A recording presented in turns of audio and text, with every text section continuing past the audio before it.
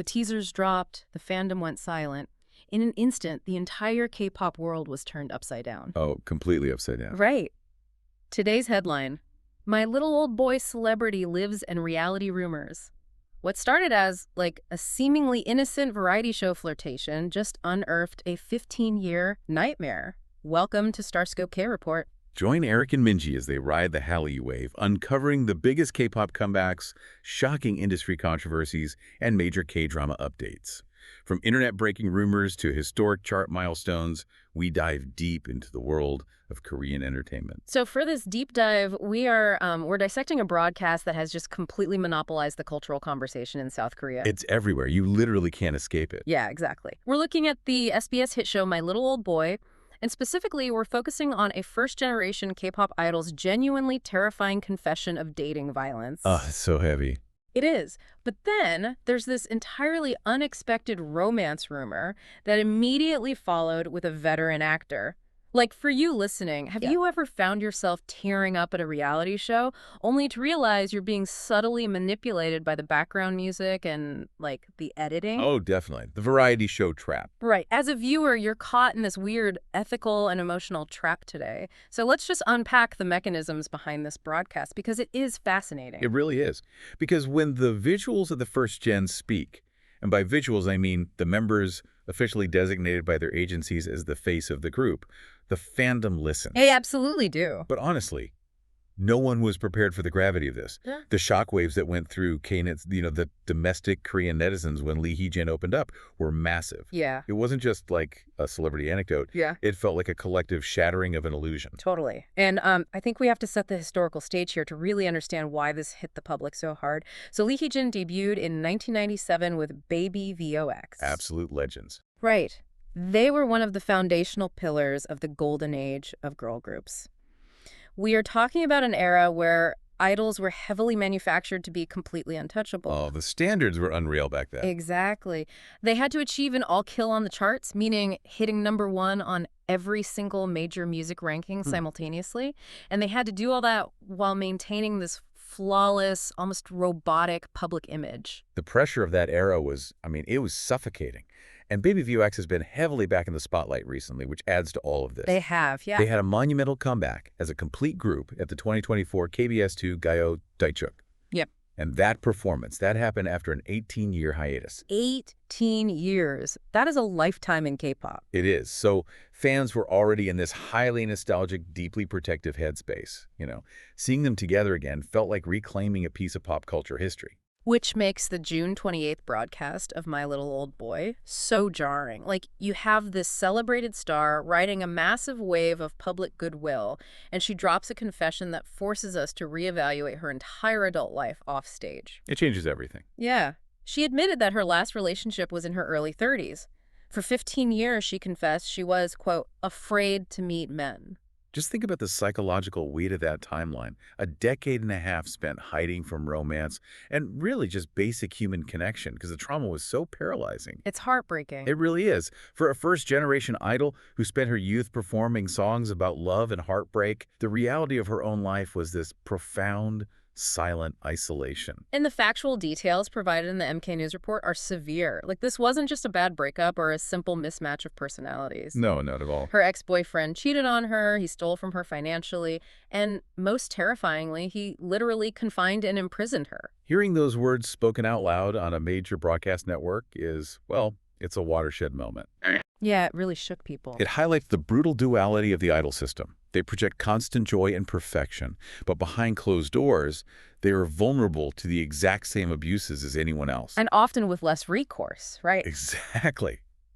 Because speaking out means risking their entire career. It's just awful. Which brings us to the broader societal issue here.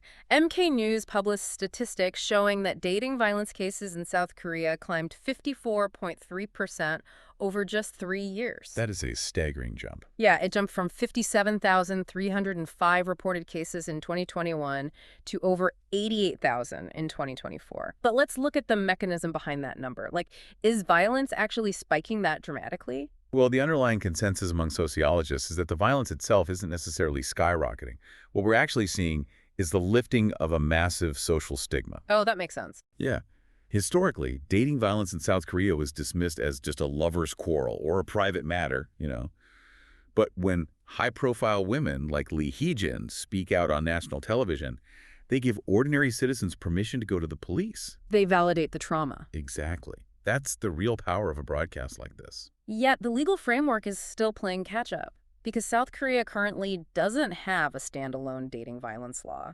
Punishments are meted out based on the General Criminal Act. Which is so frustrating. It is. It covers injury, assault, intimidation, defamation, and confinement. And sure, if sexual violence is involved, additional acts apply.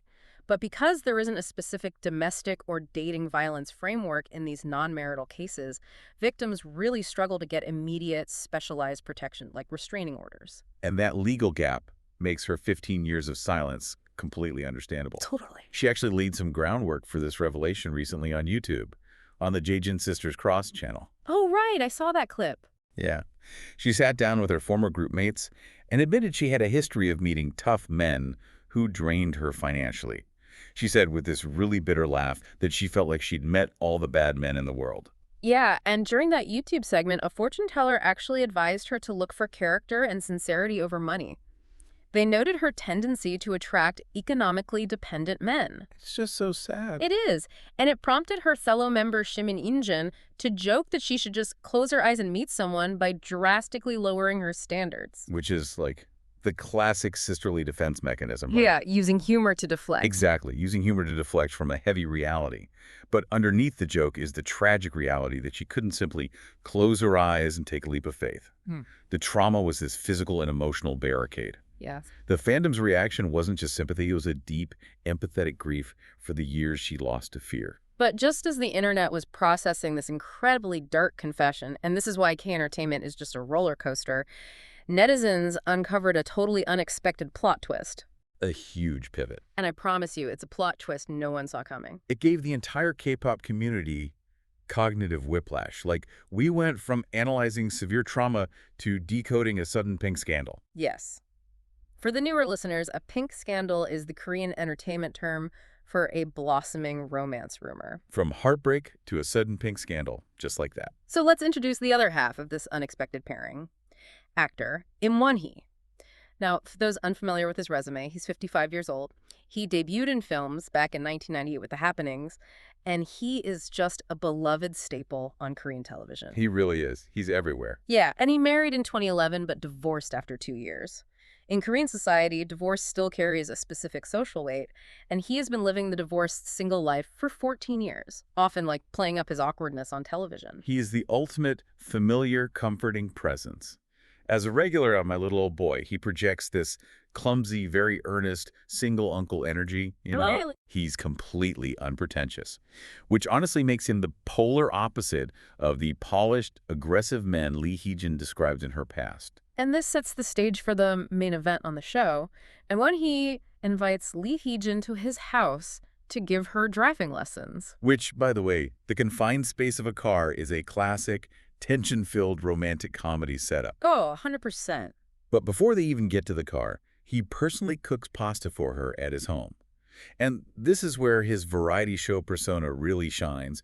He attempts this special plating technique using wine glasses. Okay, yes, I saw this part. He flips the wine glasses upside down over the pasta, right? Yes. And he does this in front of the Mother's Avengers. For those who don't know, that's the panel of celebrity moms who sit in the studio to just ruthlessly critique their single son's life. They are so savage. They are. Initially, they were praising his effort, but the moment they saw the visual result of this messy wine glass plating, the studio just erupted in laughter. It was incredibly endearing. Like, he was trying so hard to be sophisticated, but it ended up being just a little bit chaotic. And the cameras made sure to capture Lee Hee-jin looking genuinely charmed by his awkward effort. Okay, wait, I have to push back on the word endearing here. Uh-oh. I mean, he's a 55-year-old veteran actor making a mess with wine glasses. Isn't this just the classic incompetent man-child trope that Korean variety shows use to manipulate our sympathy? I mean, Like, are we absolutely sure she was charmed, or was she just being a polite, well-trained idol for the cameras? that's a fair critique of the variety machine, I'll give you that. But you have to look at his follow-up move. Okay. Later on, he actually attempts a physical flirtation, the so-called forehead bump or forehead poke. Oh my gosh. A move straight out of a 2010s high school K-drama. Exactly. and the studio panel went into absolute chaos. You have this actor who was notoriously shy and guarded about his divorce status, suddenly pulling a romantic leading man move. Unbelievable. The moms were screaming. They were saying it was a heart-fluttering moment and that they had never seen Won-hee act like this. And just when you start analyzing whether this is just variety show magic engineered by producers, the bombshell drops. Special MC Yoon Eun-hye casually drops a massive hint. Oh, this was wild. Right. Yoon Eun-hye is the maknae, or youngest member, of Baby V.O.X, and she reveals that she heard about their romantic relationship at a hair salon. A hair salon rumor.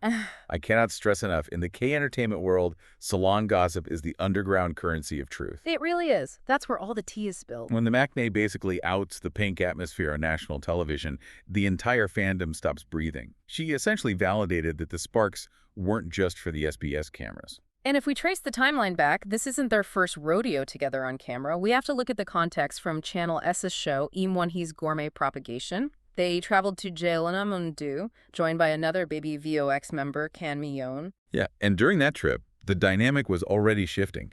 Lee Hee-jin was watching Im Won-hee take photos of his food, and she flat out called his actions cute. Oh, wow. And when he got visibly flustered, he was saying it's embarrassing to be called cute at his age. Meanwhile, Kan Mi-yeon, who has been in a 9-year relationship with her husband, is actively playing matchmaker. She literally tells them, "It would be better if you two went to the next restaurant alone. I will step back here." The ultimate wingwoman maneuver. Seriously. And the domestic K-nets immediately saw the green lights and started rooting for them.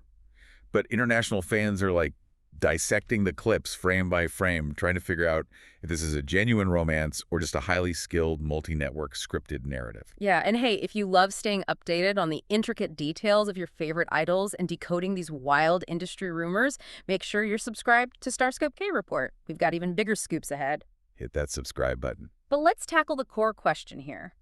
Are the cameras capturing real sparks, or is this emotional manipulation by the producers? Well, to figure that out, we have to look at the factual context of Im Won-hee's dating history on this specific show. Because he is notoriously cautious. Just look back to a 2025 episode where he went on a blind date with the broadcaster named Kim Hye-jin. Right. She was a college friend of the show's producer. I remember that. They bonded over a shared interest in painting. She praised his pure image. They exchanged texts and reportedly kept meeting after the cameras stopped rolling. Yeah. But even with all those positive signals, he remained incredibly guarded. Like when cast members like Lee Sang-min teased him about marriage, he shut it down immediately. He was like, you shouldn't joke about that. He carries the weight of his age and his divorce very heavily. He really does. He doesn't presume anything. Yeah. Which makes his behavior with Lee Hee-jin a massive deviation from his baseline. That's a good point. If he is doing the forehead bump, if he is attempting fancy pasta plating, he is actively stepping out of his comfort zone for her. But let's look at the mechanics of how this story is being served to the viewer. We have a woman who just bared her soul about a 15-year trauma involving confinement, theft, and abuse. Yeah. And in the very same broadcast, we are given a quirky romantic comedy subplot. Think about Korean variety shows like an emotional pressure cooker. They use the intense heat of real-life trauma like her confession to break down the audience's defenses. Oh, that is a brilliant way to frame it. Right. Once you, as the viewer, are emotionally exhausted and deeply empathetic toward her pain, the producers serve you this highly produced, sweet romance. Or you just eat it up. Exactly. You're too emotionally drained to question if the pasta scene is staged. The transition is designed to give you emotional whiplash, keeping you glued to the screen. It speaks to the parasocial contract of the modern Hallyu wave, really. After hearing that horrifying story, the fans' protective instincts just go into overdrive. Oh, absolutely. The fans feel a responsibility to vet her partners. They want to ensure that anyone who approaches her romantically, even a beloved veteran actor, is truly a safe space. Which brings up the uncomfortable ethical reality of this broadcast. Are the showrunners crossing a line here? Because reality TV today demands authenticity. Audiences are way too savvy for fake storylines. They'll spot it in a second. So, the networks push for real, bleeding heart confessions. But by doing so, it forces stars to commodify their deepest pain for ratings. And then, without missing a beat, they have to commodify their tentative new romances for entertainment value. It's a complete paradox. Yeah. They blend documentary-level raw confessions with sitcom-level antics. You're crying over domestic abuse, and 10 minutes later, you're supposed to be laughing at a driving It's lesson. wild. But let me challenge the idea that it's purely exploitative. Okay, I'm listening. Consider the psychology of someone who has been traumatized and isolated for 15 years. You can't fake that level of vulnerability. When she says she was afraid to meet men, the fear is palpable. Yeah, that was definitely real. So perhaps the highly structured environment of a variety show shoots, surrounded by cameras, producers, lighting directors, and a strict schedule, perhaps that actually acts as a chaperone. Wait, a chaperone? What do you mean by that? Think about it. It provides a heavily controlled, physically safe environment for her to interact with a man again, completely devoid of the unpredictable danger of the real world. Whoa, wow. The camera crew lowers the stakes. It makes it safe to flirt because if it goes wrong or she feels threatened, there are 30 people in the room to stop it. That's a fascinating mechanism. The artificiality of the reality TV set becomes the safety net that allows her to practice vulnerability again. Exactly. And Im Won-hee, for all his clumsiness, possesses an incredibly disarming, non-threatening aura. He might be the exact psychological profile she needs to start trusting again, precisely because he doesn't project traditional, aggressive masculinity. It's the trauma of the past colliding with the hyper-visible reality TV present. As a fan, you want to cheer for your bias. You want Lee Hee-jin to find happiness. Of course. But you were forced to navigate the blurred line between a woman's genuine healing process and a network's quest for viral content. Well, here's a final thought for you. If Lee Hee-jin and Im Won-hee really do start dating off camera, will the intense spotlight of My Little Old Boy help them heal by surrounding them with public support? Or will the pressure of the public eye just create a new kind of trauma for a woman who has spent 15 years hiding from romance? That is the million-dollar question. Take that thought with you next time you find yourself entirely invested in a reality dating segment. You've been listening to Starscope K-Report, where Eric and Minji bring you the stories shaping K-pop, K-dramas, and the global Hallyu wave. Thanks for tuning in, and don't forget to subscribe for more stories that keep the stars shining.